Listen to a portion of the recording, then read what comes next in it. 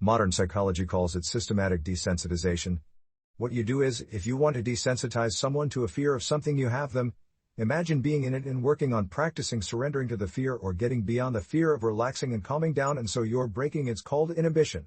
You start inhibiting that conditioning process because you're having the thought and you're choosing to not feel that emotion or begin to self-regulate a new emotion, and the research shows that if you do that properly there are afferent fibers from the heart that go right to the amygdala, straight to the amygdala, and what it does is it shuts the lights out for fear. It lowers the volume for pain and suffering, and it cools off the circuits for that kind of tenacity and aggression. And what happens is you get this resetting of a baseline, and so now the person is more safe that they're there, not anticipating the next threat. The next danger, they're not looking around the corner for the predator, their body's not in that vigilance, their body's more in the present moment, and so You begin to desensitize yourself when you confront the fear or you confront the possible scenario, and you begin to choose a different emotion or you break from that emotion, and because people do something they do the opposite really well. They think about the worst thing that's going to happen to them in their lives, and then they say no, it could even get worse, and they begin to emotionally feel the fear before it happens, and they're conditioning their brain and body to subconsciously become the mind of fear.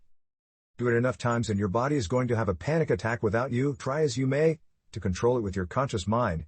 You won't be able to because you programmed it subconsciously, and then you start worrying about the next time is going to happen, and it's that very state of being that begins to create the next one. And so the doctor says, Therese, chemical imbalance in your brain, it's a hardware problem. Well, the insight doesn't change anything, and when you have that first panic attack and you're in the supermarket the moment, you feel the change in your inner state, you're looking around to see in your outer environment what's causing it. You think it's an airplane or it's a supermarket, and so then you take the drug, but the drug doesn't heal the condition. In fact, you'll still stay away from supermarkets or airplanes. So then it's a software problem. Your father was overbearing, was a perfectionist. He was really hard on you. So now you have the insight, my father was overbearing. Does it heal it? No, so then you go to the psychic. The psychic says that you were burned at the stake in the 1500s, you're a charismatic Christian in the south of France. Oh yeah. Now you start reaffirming it, yeah. This is why I'm this way, or Mercury's in retrograde, really 93 million miles away. Some planet is controlling that's what's reason. For my fear, people will come up with all kinds of reasons. But sooner or later you're going to have to confront yourself. We have hundreds and hundreds and hundreds of brain scans of people who have had anxiety and that just don't have it anymore. These are professionals. These are dentists, engineers. These are nurses, people that really were struggling a great deal. You cannot be anxious if you're in the present moment, and it's just a skill. So I think that we can use it in a positive way. Or what am I going to do? If I feel that, we have activities in every one of our week-long events where we know that people can do brain and heart coherence. We got the scans to prove it, and then we say, okay, now that we know that you can do it, let's go 38 floors up on the hotel and let's rappel off the side of the hotel. And this is not about an adrenal rush. This is actually about the opposite. We got heart rate monitors on them, and this is the moment. This is a moment when you're standing up there. Can you breathe? Can you stay in your body? Can you relax? And the more you rehearse, I always say to them, what are you going to do when you get up there? Because if you don't know what you're going to do, you're going to throw a program in there and you're going to get fearful and go unconscious. But if you can stay conscious and you're reviewing what you're going to do and you start practicing, you're priming your brain and body for that experience. So what's the significance of that? Overcome that in brain and heart coherence, you'll walk into your life and you'll use the same thing in the same circumstances when you're faced with fear in your life and you won't be gripped by it. And if you just went off 38 floors in heart and brain coherence and you mastered it, you probably will look at the problems in your life is so much less intimidating than what you just did. And people leave their fears, so we want to put them in situations that would normally evoke a strong emotion or a program and say, yeah, that's natural, that's normal.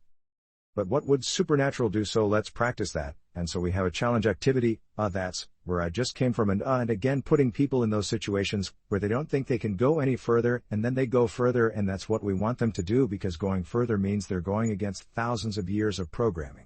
Thousands of years of fear and conditioning, and when it happens, they're liberating energy, and it's available energy for them to heal. With that's available energy for them to create a new life. With 70% of the time people live in survival, live in stress, and that invisible field of electromagnetism that's surrounding the body, that resource of energy is going to be squandered into chemistry, and every time you react, the field around your body shrinks a little bit more and you become more matter, less energy, more particle, less wave, and then the hormones of stress cause you to narrow your focus on the cause.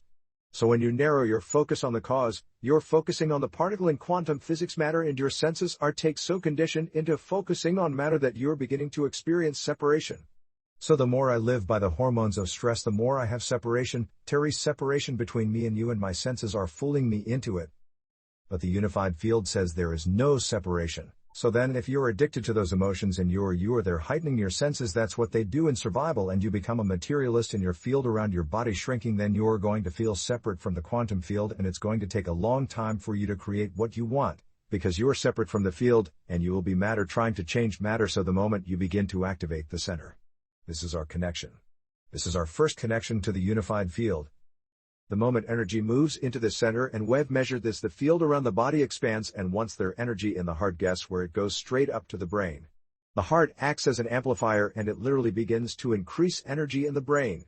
So now once that field begins to expand and you get beyond, you take all of your attention off your body, of people in your life, the things you own, the place you need to be in, time itself, and you become pure consciousness, and you take all of your attention out of this three-dimensional reality, out of the known, and you start putting your attention on that field.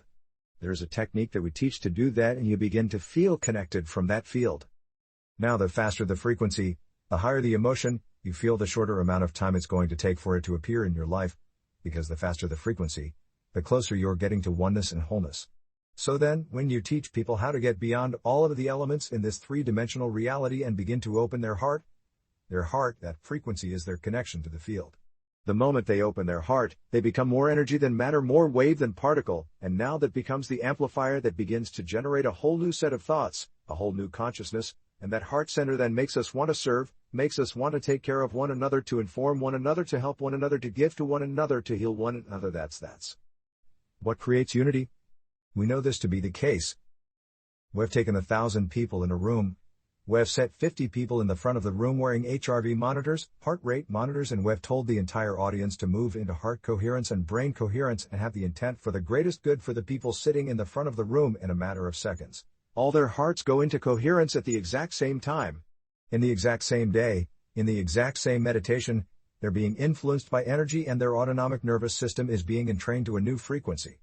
So imagine, then you begin to change your energy. You begin to affect many people in your life.